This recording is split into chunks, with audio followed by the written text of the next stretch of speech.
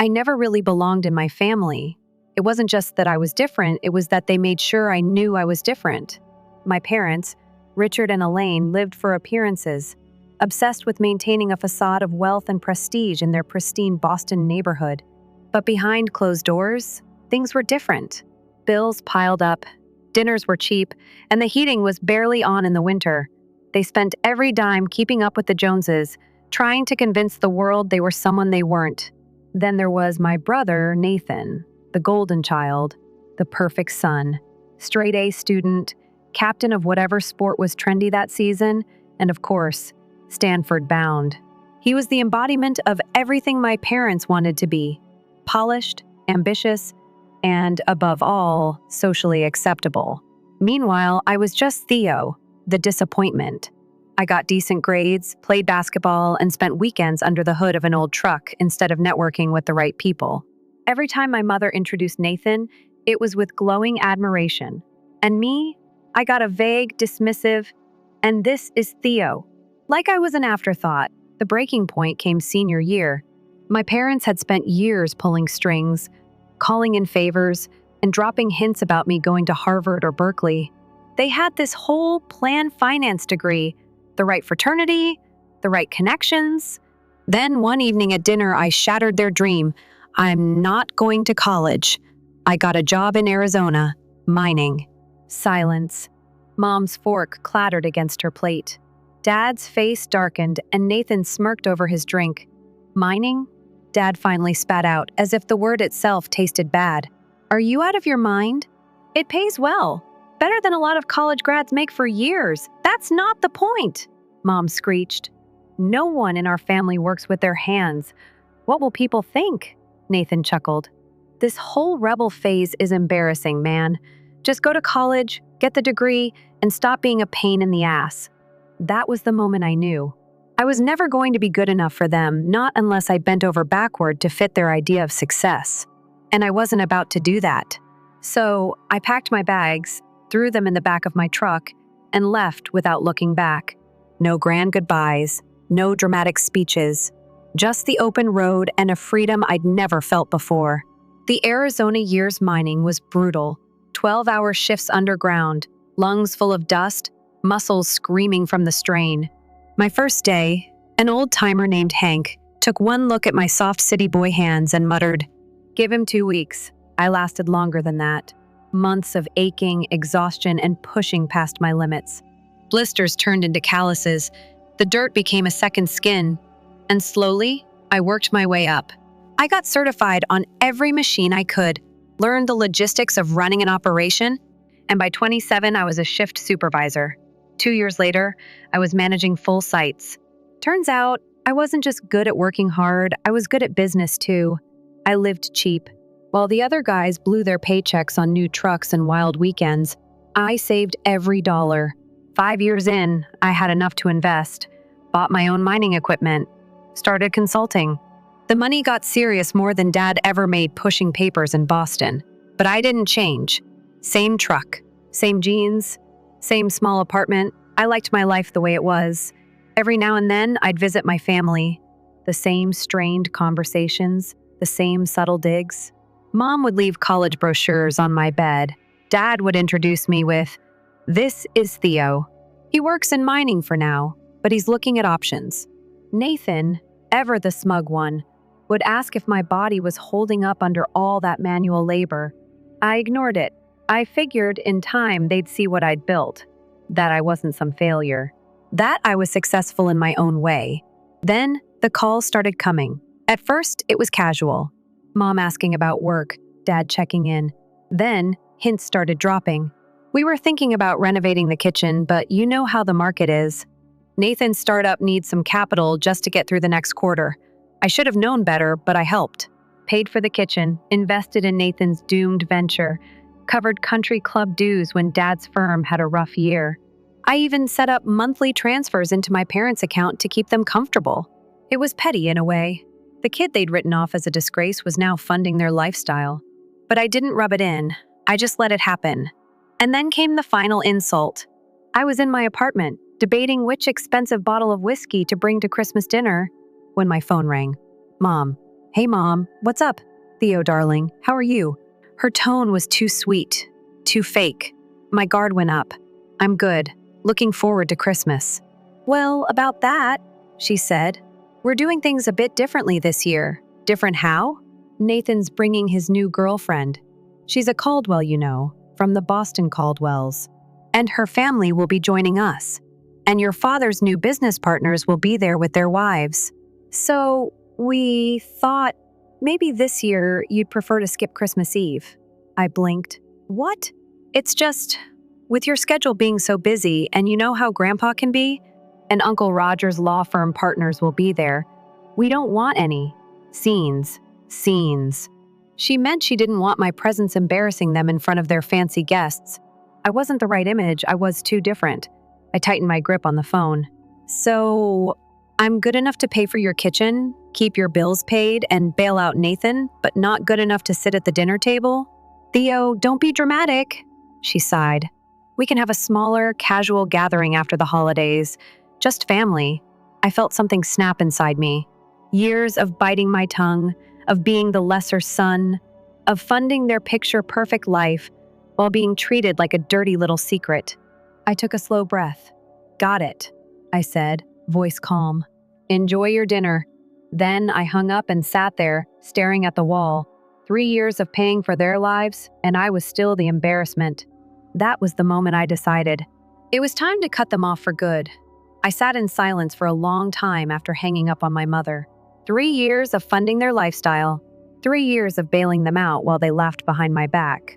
3 years of letting them treat me like an outsider while still cashing my checks. And now, I wasn't even good enough to sit at the damn dinner table? No. That was the final straw. I picked up my phone, scrolled to my banking app, and took a hard look at all the automatic transfers I had set up. The mortgage supplement for my parents' house, so they could keep pretending they belonged in a neighborhood they couldn't afford. The quarterly investment into Nathan's tech startup, a money pit that had no actual product but plenty of fancy business cards. The club membership fees for my dad, because heaven forbid he let anyone know he was struggling. Thousands of dollars, month after month. And for what? So they could keep up appearances while making sure I knew I wasn't really part of the family? I canceled every single transfer. Then I called my financial advisor. "I need you to stop the disbursements to RC Ventures," I said, referring to Nathan's company. "Effective immediately." There was a pause on the other end. "Understood. Should I notify them?" "No," I said, a smirk creeping onto my face. "Let them figure it out on their own." I ended the call and leaned back in my chair, exhaling. For the first time in years, I felt free. They'd never had to choose between keeping up appearances and keeping my money. Now they would. And I was going to enjoy the fallout. It took exactly 3 days for the chaos to start. I was in a meeting at one of our mining sites when my phone started buzzing nonstop. I ignored it, finished my discussion with the crew, then finally checked my messages. "Dad, call me. Urgent." "Mom, Theo, sweetie, there seems to be a problem with the bank. Can you give me a call?" "Nathan, what the hell did you do?" I chuckled. "That didn't take long." I waited until I was back in my truck before calling my dad. Might as well get it over with. "What the hell do you think you're doing?" He snapped the second he picked up. "Your mother was humiliated today when her card got declined at the store." I smirked. "That must have been embarrassing." "You think this is funny?" He growled. "I think it's exactly what you deserve," I said. "You made it clear I wasn't part of this family. So why should my money be? This is childish, Theo. You can't just cut us off because your feelings are hurt over one dinner invitation." "This isn't about dinner," I said, voice cold. "This is about years of being treated like I'm beneath you, while you used me to stay afloat. You wanted me out of sight for Christmas? Fine, but my money goes with me." Silence. Then, through gritted teeth, he said, "You don't understand how hard this is for us. We've lost so much. Your mother and I don't care." More silence. "You'll regret this," he finally said. "Maybe," I said. "But I doubt it." I hung up. And damn, it felt good. Not even 5 minutes later, my phone rang again. Nathan. I debated ignoring it, but then again, I was curious to see how he was handling his little funding crisis. Finally, he snapped when I answered. Are you out of your mind? Do you know what you just did? Yeah, I said casually. I stopped wasting money on a failing business. How's that going, by the way? You finally come up with a product. Or are you still pitching innovative solutions with no actual solutions? You're such an ungrateful piece of shit, he snarled. After everything this family has done for you? I laughed. What exactly have you done for me, Nathan? Besides look down on me my whole life? He had no response to that. Instead, he hissed, You think you're better than us just because you got lucky digging in the dirt? Yeah, I said, because at least I earned my success. Unlike you, that shut him up. I could practically hear the rage boiling inside him, but I didn't care. You're making a huge mistake, he finally said. Family is everything. No, Nathan, I said. Respect is everything. And you've never given me an ounce of it. I hung up and blocked his number. Then, for good measure, I blocked my parents too. With my family in the rearview mirror, I suddenly had a wide open holiday season. No fake smiles, no awkward conversations, no being treated like I was second class. Mike, my closest friend and the first guy who'd shown me the ropes in mining, called me up that night. Heard the drama, he said. Bet it feels damn good. You have no idea, I admitted. Well, if you don't feel like spending Christmas alone, Sarah's making enough food for an army. You know you're always welcome. I hesitated. Mike and Sarah had been more of a family to me than my actual one, but it felt weird accepting. Are you sure, dumbass? He said. You are family. So I went. And let me tell you, it was the best Christmas I'd ever had. No forced conversations, no judgment. Just good food, laughter, and people who actually wanted me there. Their kids tackled me the second I walked through the door. Sarah made me plate after plate of food, and Mike handed me a beer and said, to finally being free. And for the first time in years, I actually felt it. Free. The weeks after cutting them off were weird. I'd spent so long tied to my family's expectations that suddenly being rid of them left me with an unfamiliar sense of peace. No calls, no guilt trips, no more funneling money into a black hole. Instead, I threw myself into work. One had big plans for the new year, expanding operations, making smarter investments, and, for once, focusing on my own future. Then, one night, Mike dropped an unexpected bombshell. Sarah's cousin Emma is coming to town, he said casually. You should meet her. I rolled my eyes. Is this another one of Sarah's matchmaking schemes? He chuckled. Maybe. But Emma's different. Smart, tough, and get this, geologist. She actually understands what we do. I wasn't looking for anything serious, but I agreed to meet her. And that's when things really started to change. Because Emma wasn't just different. She was everything I didn't know I needed. Cutting off my family was the best decision I had ever made. No more backhanded comments, no more guilt trips, and most importantly, no more being used as their personal ATM. At first, I thought I'd feel guilty, but instead, there was nothing but relief. And in that newfound peace, my life started falling into place. I didn't expect much when Mike and Sarah set me up with Emma. I figured it was just another one of their attempts to play matchmaker, and honestly, I didn't mind being single. Then I met her. She showed up to Mike's backyard cookout in jeans and hiking boots, hair pulled back in a ponytail, completely at ease in the desert heat. When Sarah introduced us, she shook my hand with a firm grip, eyes sharp and assessing. So you're the mining guy? She said with a grin. I smirked. That's what they tell me. Good. I need to pick your brain about some geological formations I'm studying. And just like that, we fell into conversation. Unlike most people I met, she actually understood what I did. She wasn't impressed by money or status. She cared about real things. Hard work, practical skills. The way the earth itself worked. It was refreshing. We spent the whole evening talking, and before I left, she casually said, we should do this again. I found myself saying, yeah, we should. With my family out of the picture, I threw myself into work. I had taken on more leadership at the company, making the kind of decisions I never could have if I were still stuck playing the family game. We expanded operations, brought in better safety measures, and secured a 5-year contract with a tech company that needed our minerals. For the first time, I wasn't just surviving, I was building something of my own. And people noticed. I started getting calls from industry bigwigs who suddenly wanted to work with me. My name carried weight now, not because of who my family was, but because of what I had done. Ironically, my father used to dream of being respected in business circles. He spent his whole life chasing approval, pretending to be bigger than he was. Meanwhile, I had actually made it without faking a damn thing. Of course, my parents weren't done trying to weasel their way back into my life. A few months after I cut them off, I got an email from my mother. Subject: Let's talk, Theo. We miss you. It's been too long. We don't have to let one argument ruin our family. Let's sit down and talk this out. Family is forever. Love, Mom. I deleted it without replying. A week later, my dad called from a new number. I picked up out of curiosity.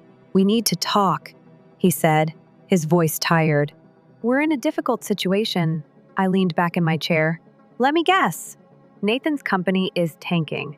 The house is too expensive, and you're out of options. Silence. Then he sighed. Things haven't been easy. Sounds rough, I said. Good luck with that. Theo, don't be like this, he snapped. You're being petty, I laughed. No, Dad.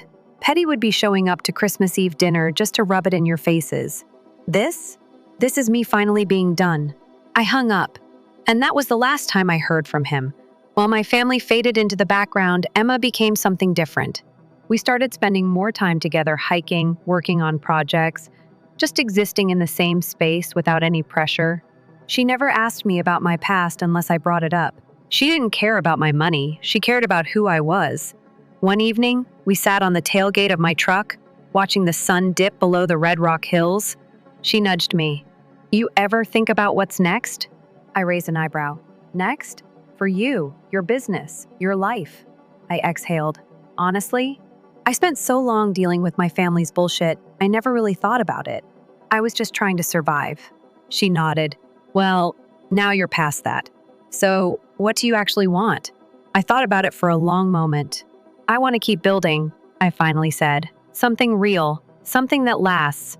She smiled. Sounds like a good plan. Then she reached over, laced her fingers through mine, and said, and maybe you don't have to build it alone. For the first time in my life, I actually believed that. Months passed. Work was thriving. My life was the best it had ever been. Then, out of nowhere, I got a call from an old family friend. You hear about your dad? He asked. I hadn't. I didn't care.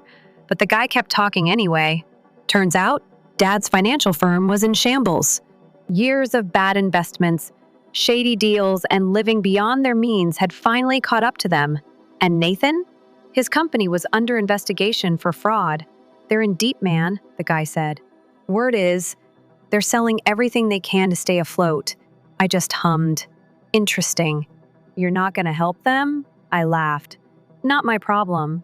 And for the first time, I actually meant it. A year after cutting my family off, I got one last message from them. Mom called my office, leaving a message with my assistant. They're in Arizona, she said. They want to meet. I should have ignored it, but part of me was curious. So I agreed. We met at a restaurant. When they walked in, I barely recognized them. My father looked smaller, his once confident posture gone. My mother's designer wardrobe had been replaced with something much simpler. Nathan wasn't there. Of course not. He was in court, dealing with the fallout of his own arrogance. Mom sat down and smiled tightly. Theo, thank you for meeting us. I leaned back. What do you want? She hesitated. It's been a hard year. We lost the house. Your father's firm. I heard, I said. Dad cleared his throat. We were hoping we could move past all this. Start fresh. I sipped my drink. You mean, you want me to bail you out? Silence. Mom reached for my hand, but I pulled back. Theo, family helps family. I met her gaze. No, real family does. Dad's jaw clenched. So that's it? You're just going to walk away? Already did. I stood, threw down a $20 for their drinks, and walked out. That was the last time I ever saw them. That Thanksgiving, the first spent the day at Mike and Sarah's. Their house was packed with friends, laughter, and warmth. Emma curled up next to me, sipping cider. Mike handed me a beer and clapped me on the shoulder. So, how'd it go? He asked. I smirked. Exactly how it needed to. He grinned. Good, screw 'em. And just like that, the conversation moved on. Because unlike my old life, my real family didn't dwell on the past. We built something better, together. Walking away from my family should have been the end of it. I had cut them off, refused to be their safety net, and moved on with my life. But the past has a funny way of trying to pull you back, especially when the people you leave behind refuse to let go. For a while, things were quiet. My business was thriving, my relationship with Emma was solid, and I had fully settled into the life I had built. But just when I thought I was free, my family's downfall reached its peak, and they were desperate to drag me down with them. It started with an email from Nathan. Subject, be reasonable. Theo, this has gone far enough. I know you're pissed, but this isn't just about us anymore. Mom and Dad are struggling. Dad can't find work, and Mom's been sick from all the stress. You've made your point now, fix this. It's your responsibility too. I read it twice, then deleted it. A few hours later, my phone rang, a number I didn't recognize. I answered on instinct. Theo, my mother. I sighed, rubbing my temple. What do you want?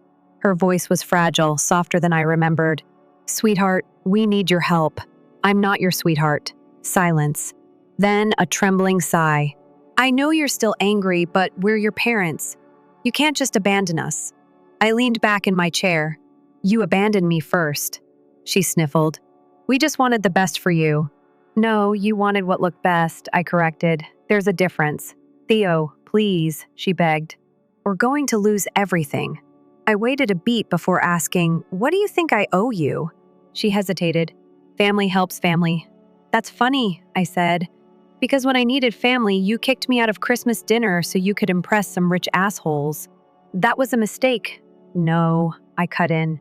It was a choice. And you made it very clear where I stood in this family. She started crying. I didn't feel a thing. Goodbye, Mom. I hung up. Blocked her number. Then I did the same to Nathan's. This time, I meant it. With my past firmly in the rear view, I focused on what mattered. My business was booming. The 5-year contract we'd secured had turned into something even bigger. We were now the primary supplier for a major tech company, and expansion was inevitable. I bought more equipment, hired more workers, and started scouting new mining sites. But more than that, I had a life worth living. Emma and I had become inseparable. She challenged me, grounded me, and never let me get lost in my own head.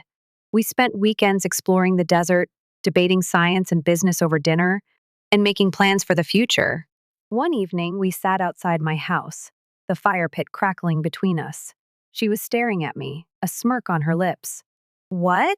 I asked. She took a sip of her beer. You're different these days. How so? She shrugged. Lighter, happier, like you finally stopped carrying something heavy. I thought about that. Maybe I have. She tilted her head. So, what's next? I exhaled. I've been thinking about starting my own company, fully independent. No more partners. No more working for someone else's vision. Her eyes lit up. Theo Carter, CEO of his own mining empire? I laughed. Something like that. She leaned closer, resting her hand over mine. You should do it. And for the first time in my life, I didn't doubt that I could. Months passed. My family faded further into the past.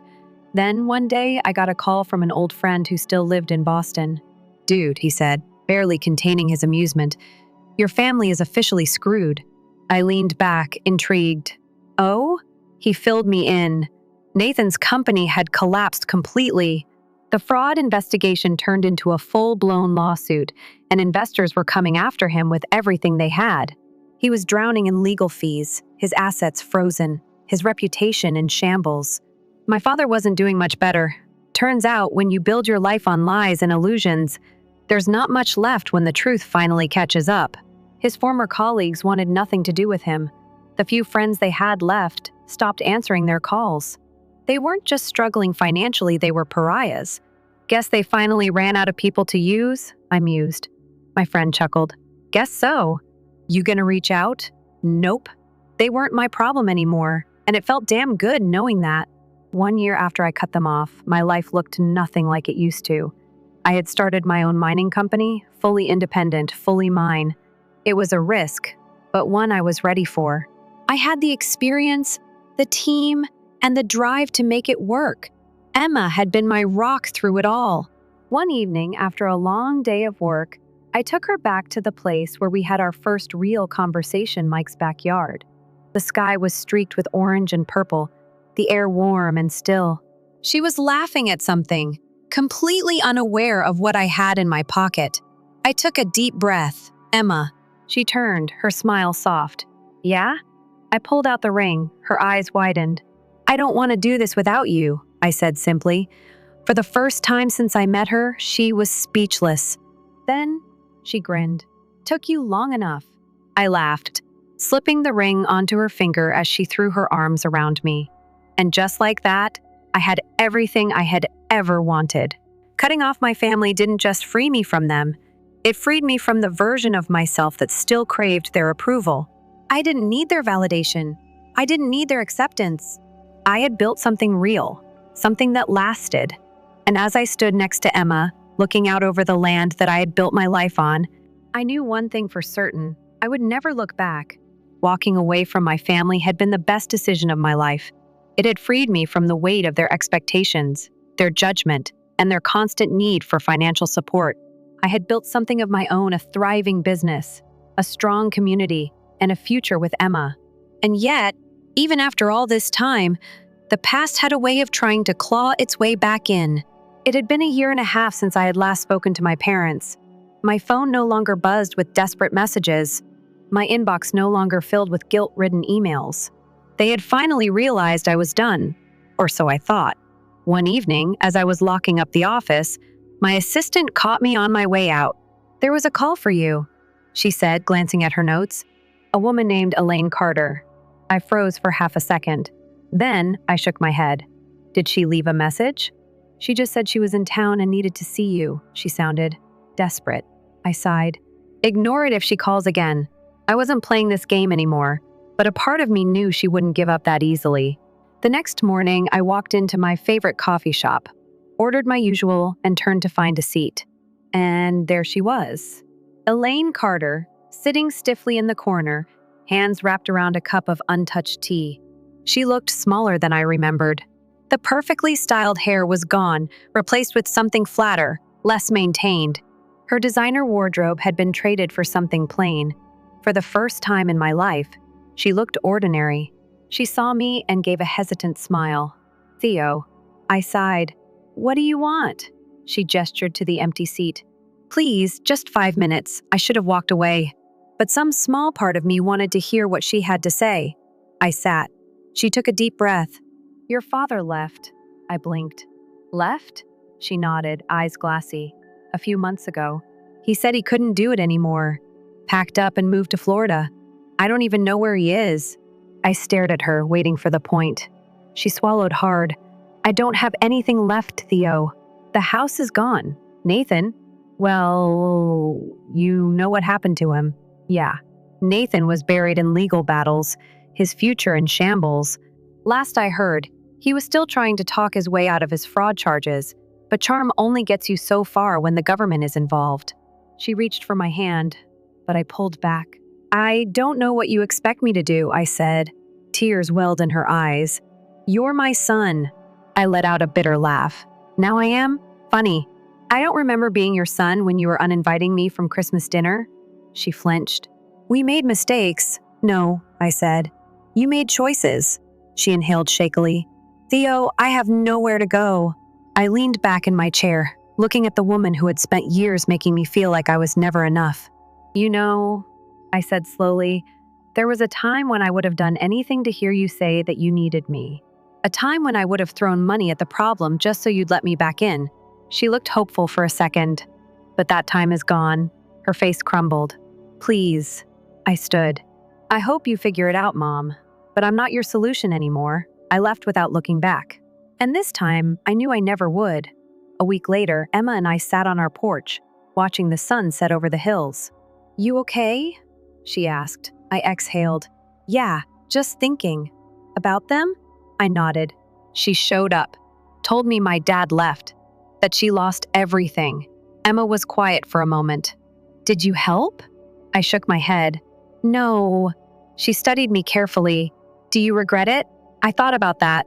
about the years of being treated like an embarrassment, about the nights I spent wondering why I was never enough, about the thousands of dollars I threw at them, hoping it would buy their respect, and about the life I had now, the business I had built, the friends who were my real family, the woman sitting beside me who had never once made me feel like I had to prove my worth. "No," I said finally. "I don't." Emma smiled, leaned her head against my shoulder. "Good." And just like that, the past faded, because this life I had built was all that mattered now. Not long after that, my assistant forwarded me an email from Nathan Carter, subject. "Congratulations," I guess I skimmed it. It was bitter, resentful, dripping with jealousy. He had seen the news my business had just landed another massive contract, and my name was all over the industry now. "Must be nice," he had written. "Being a self-made man and all. Hope you enjoy it." I smirked. Hit delete. Nathan would never understand.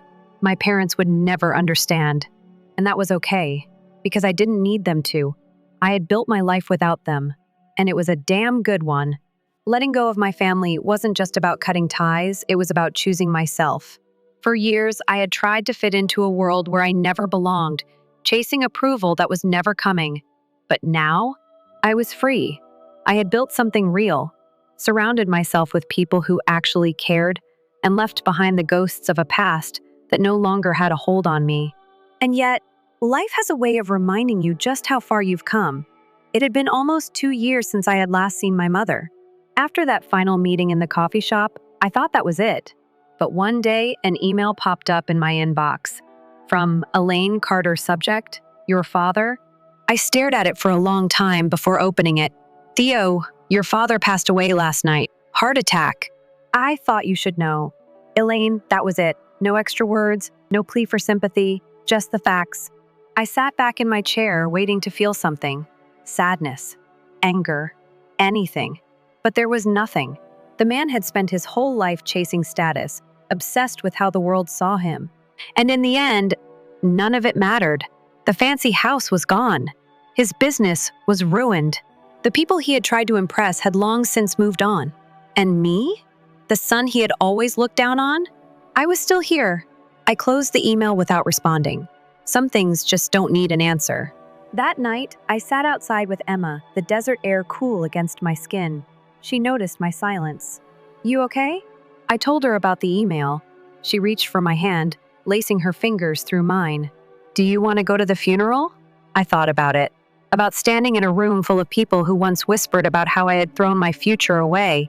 About listening to speeches about a man who had spent his life pretending to be something he wasn't.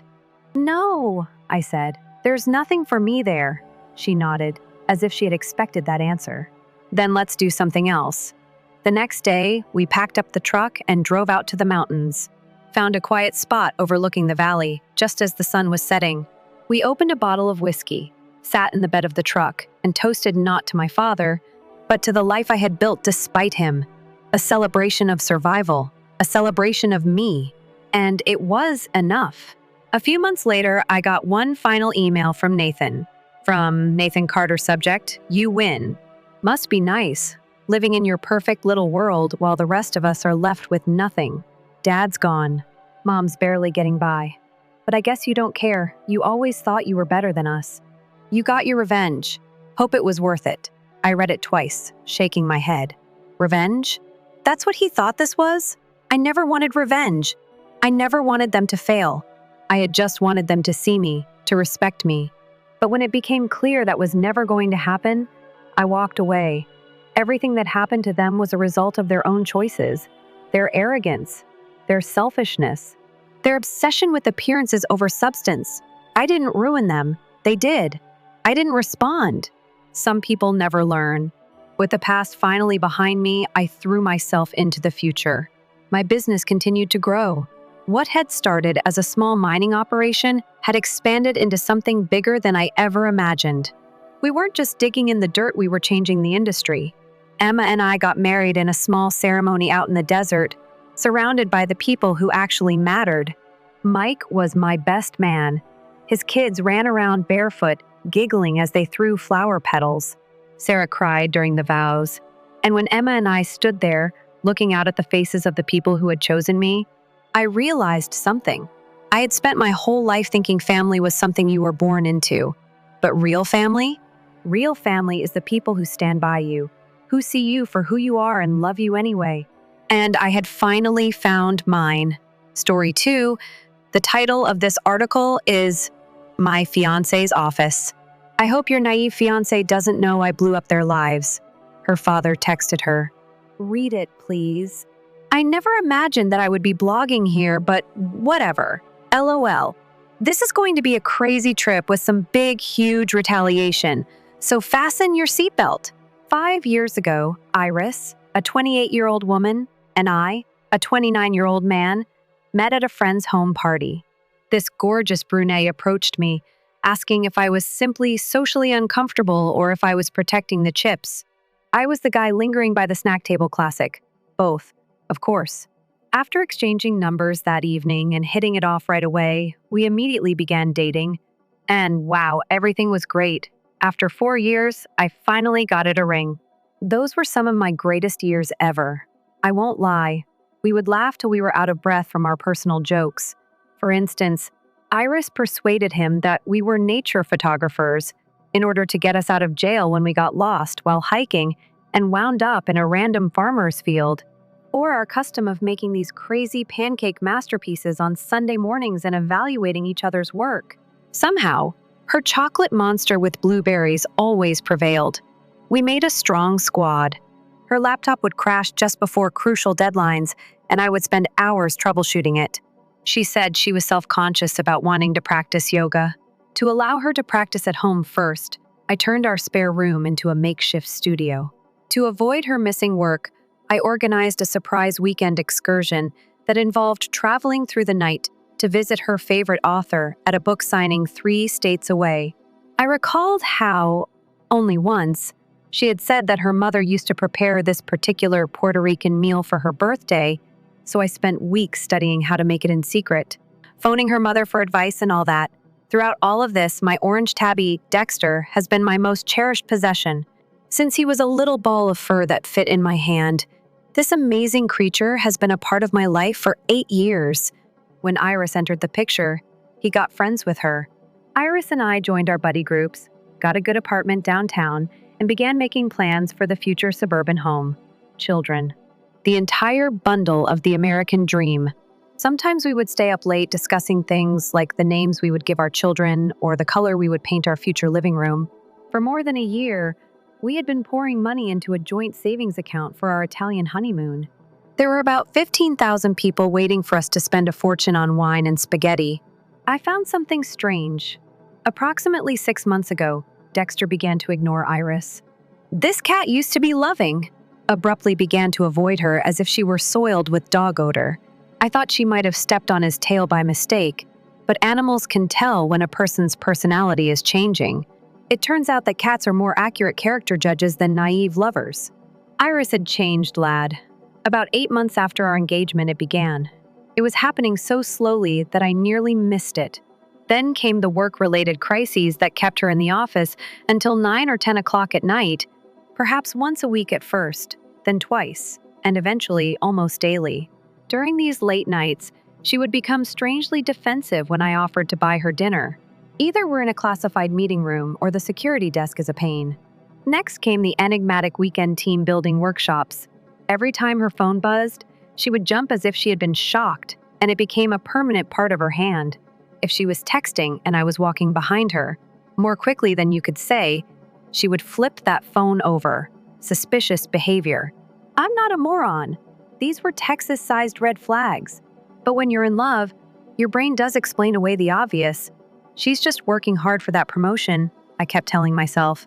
Or her boss is demanding, or she's ambitious, and that's one of the reasons I love her. Then came the appearance changes. New haircut, more makeup, fancier clothes for work, laundry I never saw her wear.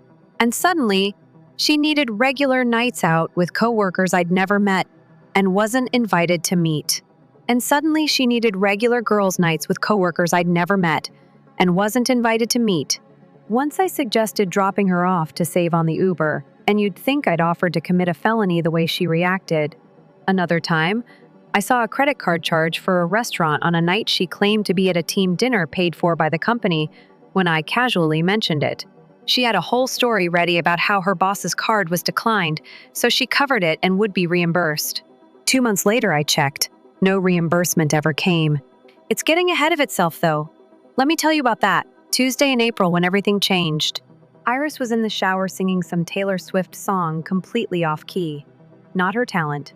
When her phone lit up on the coffee table, the notification preview just happened to pop up where I could see it.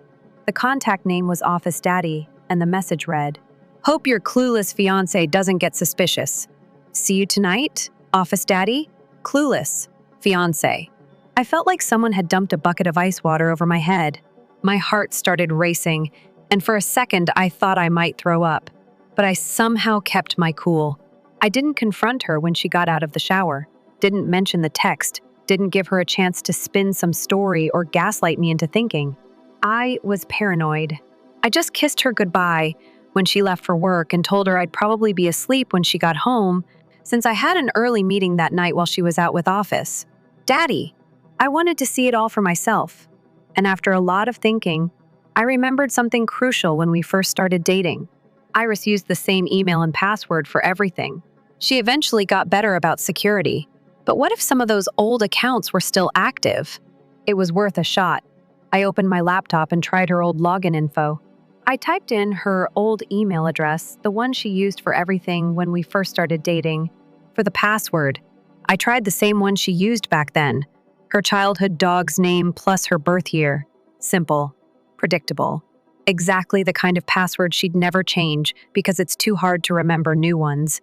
And bingo. First try. I was in. I clicked on her DMs, scrolling through the recent ones. Nothing unusual. Just friends. Her sister, some coworkers. But then I saw it off as Daddy. And what I found made my blood run cold. It was like watching a train disaster in slow motion. Except the train was my relationship, and the disaster was unfolding right in front of me. There were hundreds of DMs between her and Daddy Steve. Real subtle, right? Going back almost 8 months. Pictures I don't even want to describe. Messages making fun of me. Plans for their future together. In one especially delightful discussion, she said, "Felix is so focused on our wedding arrangements, he has no idea I'm plotting my leave. He's kind, yet so easy to manipulate." They had internal jokes about me, about how I never questioned her stories. They were really becoming closer as a result of lying to me. I suppose that nothing unites couples like a common interest. As I continued to browse, I came across a discussion regarding timing their strategy from only 3 weeks prior. While she was preparing her escape strategy, she allowed me to reserve wedding sites, calling me charming but easily influenced. Steve described her as intelligent and attractive, and he said she could give notice and tell me any tale she wanted when her promotion was announced the following month. I hadn't even realized her winter clothing were gone till she had already begun transporting crucial items to her parents' house. After the promotion he was setting up, they intended to deplete our joint finances, leaving me with the wedding deposits. Most likely shortly after I gave her a surprise anniversary present by adding her to my investing account. I felt a hit to my chest as I shut off the laptop. I spent 5 years with someone who treated me like a mark in a long-term scam. While working with me to organize a wedding, someone was moving out. Someone who wanted to take advantage of my trust. I'm easily manipulated. The person who once planned a practical prank that involved my college roommates and lasted for 3 weeks. Automobile. You don't know what manipulation looks like, honey. However, you're going to learn soon. I could go up to her, make a fuss, toss her belongings out the window, and forget about it. Alternatively, I might take my time and ensure that Office Daddy and Iris received the precise compensation they were due. Dexter meowed as if to tell me to destroy them as he glanced up at me. Clever cat. That's precisely what I intend to accomplish. While Iris was sleeping next to me, I spent the entire night making plans, completely unaware that I was aware of her activities. She was completely unconscious, likely exhausted from her work-related duties, as seen by her workplace dads dozing as if nothing were wrong. I was awake in the meanwhile. I'm not usually a vindictive person, but this was not like the others. This went beyond simple infidelity. Months of deceit, manipulation, and outright contempt were involved. Not all of the messages I saw were about the affair. They were teasing me and plotting how to get away from me when she achieved her goals. There is no forgiveness for treachery like that. Big, hefty retaliation is what it deserves. I phoned in ill to work first thing the following morning. I reported food poisoning to my boss. I started working on the first part of my plan as soon as Iris departed for the workplace, safeguarding my resources. You see, I had many joint accounts with Iris. It was our honeymoon fund, the largest. Our emergency fund came next, around 800. I started transferring money after opening a new account with an entirely other bank. Not all at once, as I'm not a novice, but in manageable portions that wouldn't give the wrong impression. To keep her from noticing anything strange, I left some money in the joint accounts. I had protected around $20,000 so of my personal funds that she was unable to access by the end of the week. While Iris was at work, the next stage was to collect intel. I meticulously searched through every drawer, closet, and hiding place in our flat. Jewelry receipts were discovered. I never gave her a bracelet for over $1,000, a necklace worth $600, or earrings over $900. I found reservations for luxurious suites at hotels an hour outside of the city for business conferences that I was certain were romantic retreats. Every Friday through Sunday is reserved. However, it was until I recalled her old laptop that I discovered the true treasure. About a year ago, she received a new one for work, but she retained the old one as a backup. In our storage cupboard, it was gathering dust. Iris was so careless with tech security that it didn't even have a password when I turned it on. Excellent. All of her previous files were there on the familiar desktop, digital breadcrumbs that led directly to her treachery. Knowing that I was going to discover the entire scope of her deceit, I rummaged through her folders. Her email was still open, and my goodness, the things I discovered made my stomach churn. Not only did she and Steve have explicit conversations that dated back over a year, but they also had strange conversations regarding the company's money and references to utilizing the project budget for personal purposes. A shopping spree masquerading as client presence, and a weekend spa vacation masquerading as team building. Even a car down payment disguised as a cost of transit. The practice of classifying some purchases as company costs was mentioned dozens of times.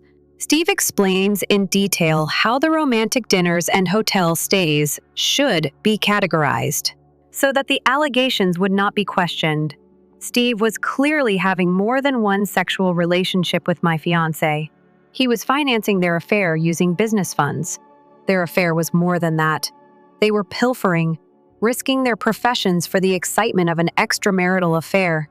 While sorting through everything, I understood that I required an insider, someone who could provide me with up-to-date information on what was going on at their business, someone with knowledge I couldn't obtain on my own. I also knew just who to contact. Chris, my old friend.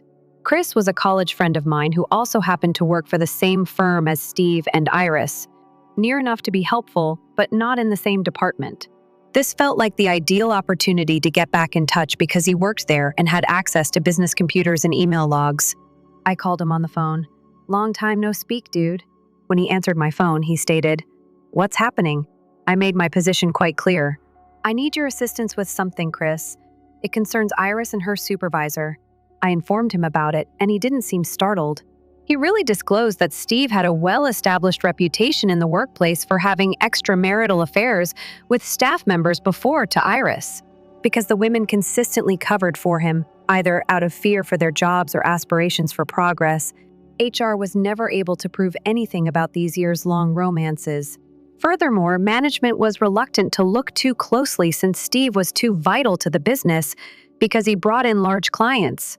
Chris depicted a predatory employer who manipulated his position of authority to entice employees, resulting in a poisonous workplace that everyone was aware of, but no one was willing to confront. Chris also informed me that Susan, Steve's wife, was unaware of her husband's actions. She was reportedly a very kind woman who helped at animal shelters and planned charity events. Her scumbag spouse is the exact opposite. This woman I had never met made me feel terrible for her. In this disaster, she was just another victim. At that point, I concluded that nuclear retaliation was necessary for everyone, not just me. I would bring down the entire house of cards.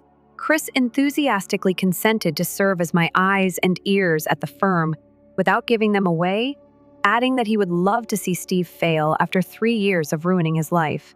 Ideal for me. I had a guy inside now. Over the upcoming 2 weeks, my portrayal of clueless Felix was flawless. I didn't behave any differently. I would answer, "No problem, baby," when Iris mentioned that she had to be at work late. "Dinner will be kept warm by me," I would reply. When she mentioned another business trip, "That's fantastic. Your commitment to exposing every falsehood she said makes me really proud." She took the extra rope. I gave her to hang herself, dude. She became sloppier and bolder. I was more certain that I had no suspicions. I was laying the ideal trap in the meanwhile. While she was sleeping again, I set up tracking applications on her phone. Easy Target, Basher, and Heavy Sleeper. She also sleeps as if she were trying out for a corpse part. I made a secret account and sent copies of all her emails to it. I kept track of all the dates, times, screenshots, and recordings. However, obtaining evidence was only the first step. I had to force Steve to further implicate himself, and I had a great idea for that. Iris was a ridiculously heavy sleeper, as I mentioned, and her phone was fingerprint unlocked.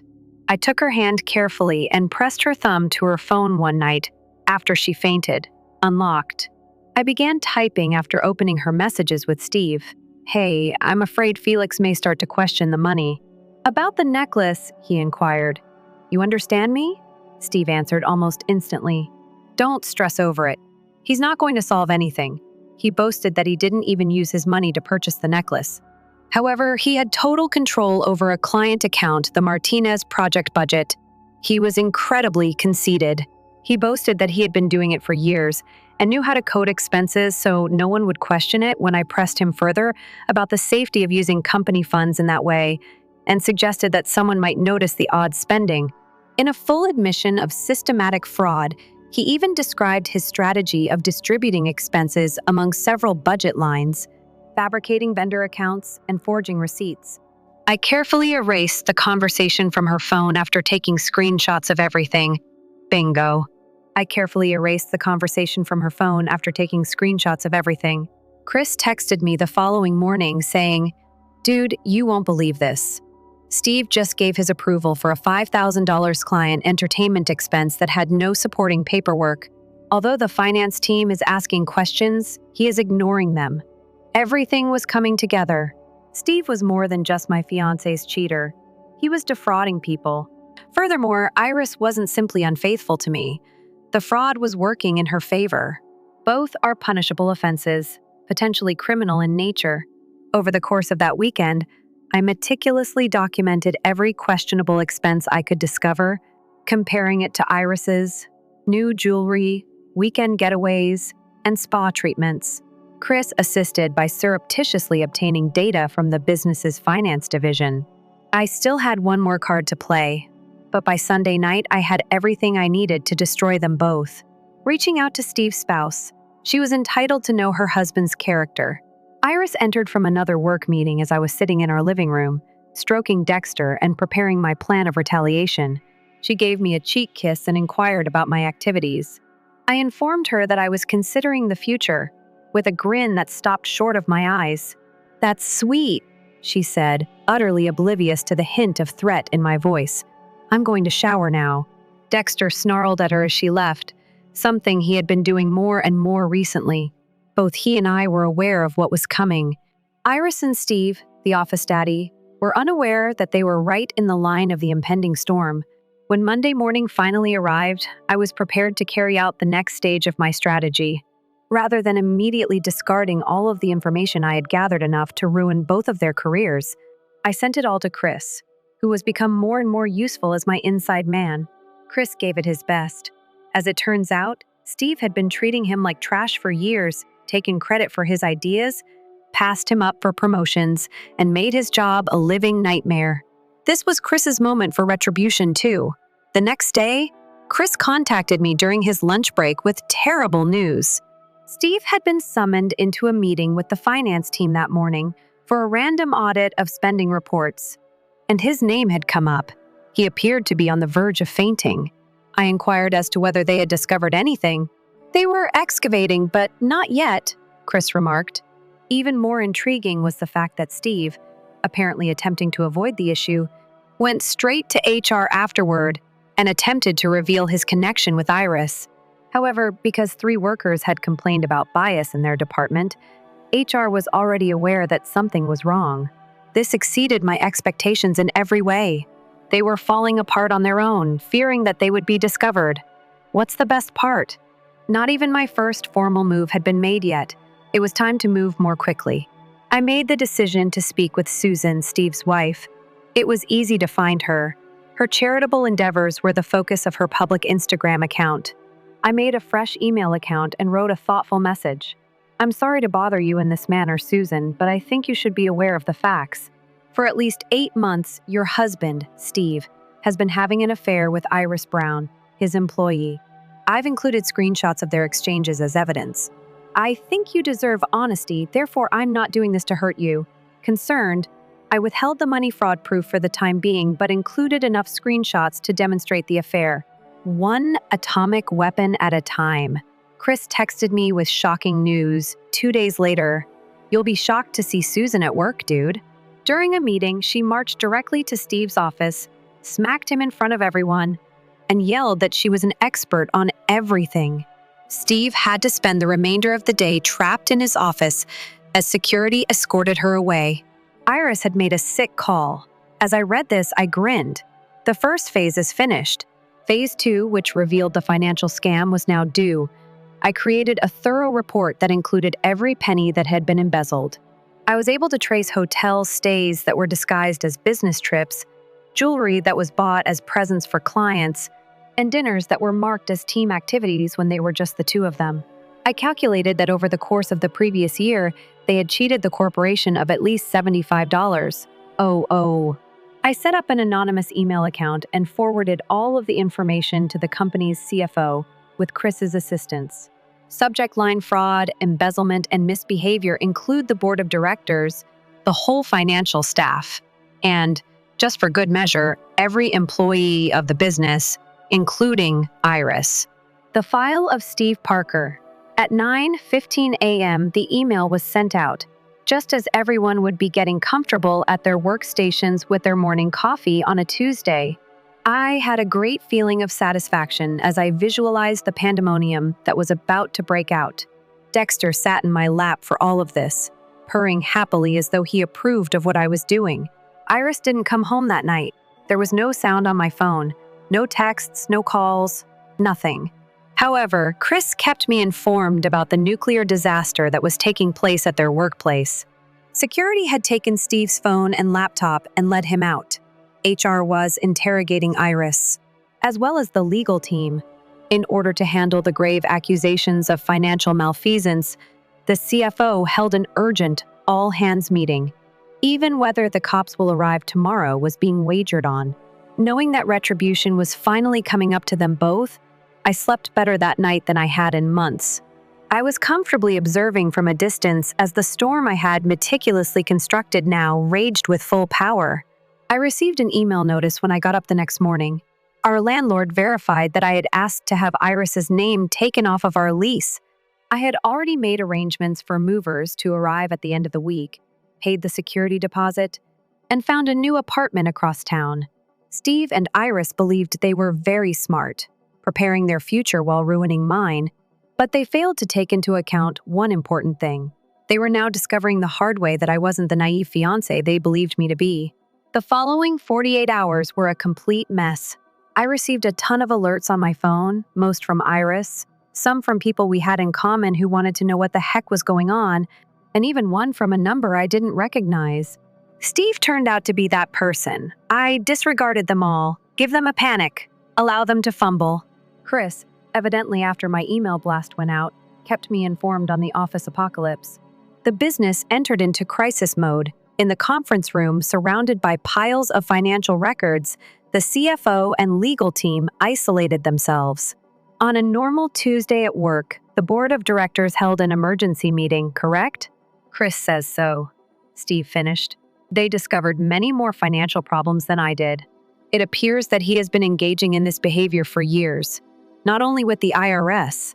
There was more than one reason to shock the man who had cheated on his wife and embezzled corporate funds. What are the chances? Iris, on the other hand, was completely losing it. She initially attempted to play the victim by saying that Steve had deceived her, that she was unaware of the financial matters, and so on. She was then shown the screenshots by HR. She sobbed as she fled to the restroom and never returned. My phone rang at midday, and it was a call from an unidentified number. I replied against my better judgment. Steve's voice sounded strained and urgent. When he introduced himself as Iris's employer, I pretended to be unintelligent and asked who it was. I referred to him as Office Daddy. He paused for a while before attempting to explain that there had been a major misunderstanding. Since I had witnessed everything, I interrupted him and ordered him to stop wasting his time, understood exactly what they had been doing, and had tracked all the money. His wife did the same now. A whole business. When Steve said that I didn't comprehend what I'd done and that he had connections to make my life extremely miserable, he went into threatening mode. In fact, I burst out laughing. Yes, the man whose reputation was ruined, whose wife was abandoning him, and who was on the verge of being fired and probably jailed for embezzlement, was going to complicate my life. Of course, friend. I encouraged him to give it a go, then banned his phone and hung up. As Dexter observed from the top of the bookcase, I returned to collecting my belongings. Chris phoned again later that day with some urgent news. The CFO and legal staff were inside when the cops arrived. The police led Steve out. He's most likely searching for a new girlfriend while incarcerated. Iris remained at the office. HR advised her to stay in town, always a good indicator if you want to stay out of trouble with the law. Whether I supplied all the proof or not, she kept inquiring about me. Chris pretended to be stupid by claiming that he was just like everyone else watching the show. There has never been such spicy office entertainment. I had packed the most of my belongings by the evening. I had previously rerouted my mail, changed all of my passwords, and alerted my bank to any possible fraudulent activity. I was burning every bridge and severing every relationship. Iris was finally returning home to face the music at around 8 o'clock. As she staggered in the door, I was sitting on the couch with Dexter in my lap, looking perfectly composed. Her swollen, puffy eyes and smudged mascara made her seem like trash. Even the most handsome person may seem like they have lost 10 rounds with a makeup blender when they shed ugly tears. I answered her gently that I didn't do anything when she inquired what I had done. This is what she and Steve done to themselves. She complained that they were claiming that she and Steve had committed fraud, stolen money, and may be charged. She started singing the classic when I inquired if she'd done those things. I was unaware that it was a defense in court. I gazed at her, allowing the awkward quiet to linger until she began to backtrack. No, it wasn't. I didn't. Everything is crumbling, Felix. I may end up in jail. I've been suspended already. My phone and laptop were taken. I need your assistance. Yes. She was expecting me to save her after months of cheating on me, planning to leave me, and engaging in fraud. It was kind of amusing how bold they were. When she finally saw the bare shelves and packed boxes, she asked if I was going. I attested. Yes. Lisa is now solely in your name. The first is when the rent is due. However, you were likely aware that I got up. The remainder of my belongings will be moved when I return tomorrow. It might be wise for you to contact a lawyer. Being ready for such annoying criminal investigations is always a smart idea.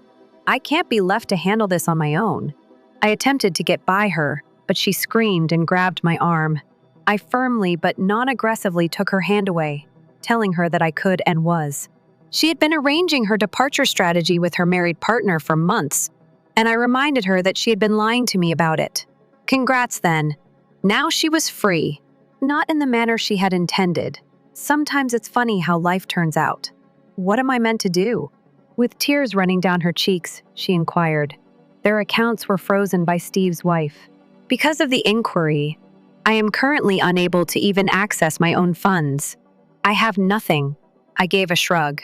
It's not my issue. Perhaps try one of your friends or your parents to whom you have been lying about working late. Someone will feel sorry for you, I'm sure. Everyone enjoys supporting a buddy who is facing charges of being an accomplice to fraud, after all. She started a fresh strategy as I snatched Dexter's carrier and my overnight bag. I'll let everyone know that you mistreated me. Your reputation will be ruined by me. I'll ruin you even though you believe you've won. I smiled as I turned around. Proceed. Share with everyone how your fiancé found you cheating and called the police to report the crime.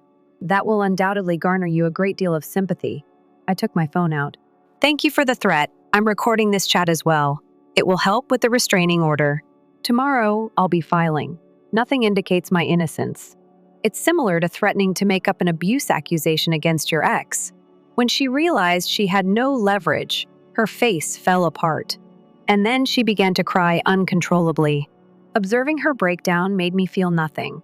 No pity, no satisfaction. Only a flimsy feeling of resolution. Iris, goodbye. I'm hoping you'll get the assistance you require. Without turning around, I left through the door. Until my new apartment was ready, I drove to my temporary Airbnb. Iris and Steve perished in the fallout from their deeds, but I was already miles away, safe and dry, even though the storm I had unleashed was still roaring, and it was so satisfying. A few weeks later, a lot had transpired. First of all, I've completely adapted to my new environment. Although it's a little smaller than our last flat, it's entirely mine. Dexter instantly adapted. Actually, it seemed happier, most likely because he and Iris don't have to share a room anymore. Chris has been keeping me informed on the turmoil at work, which doesn't seem to have subsided at all. After conducting a thorough examination into Steve's department, the corporation discovered financial anomalies that date back at least 3 years. It turns out that Office Daddy had been swindling other employees long before Iris entered the scene, and that Iris was just his latest toy. It appears that a forensic accounting team is investigating everything, and the CFO is on the warpath. Steve is in serious trouble. Civil actions, criminal prosecutions, etc. How unfortunate. I'm really devastated for him. Really? He had his bed prepared by the motherfucker. Iris is on unpaid leave until an inquiry is conducted. Her career is doomed regardless of whether they decide to terminate her outright. Well, Iris, it's suck to suck. Do you recall the previous show Iris made? Her threats? Well, they were humorous to me. She never frightened me. But when I can, why not make the harm worse? Actually, that's what I did. I thus requested a restraining order against Iris the day after I moved out. The judge was persuaded by her threats to damage my reputation, particularly with the tape I had. She is unable to get in touch with me in any way and is not allowed to be within 500 feet of my house, place of employment, or both. She faces jail time if she breaks it. It's as easy as that. In addition, I promptly terminated our previous apartment's lease and ensured that Iris's name was the only one on the updated contract. Thus, Iris was forced to pay the entire rent alone or face eviction. Anyway, it's no longer my concern. It's clear that our wedding arrangements were canceled. I received partial returns from most suppliers. That girl doesn't deserve your money, therefore the venue management really offered me a whole refund.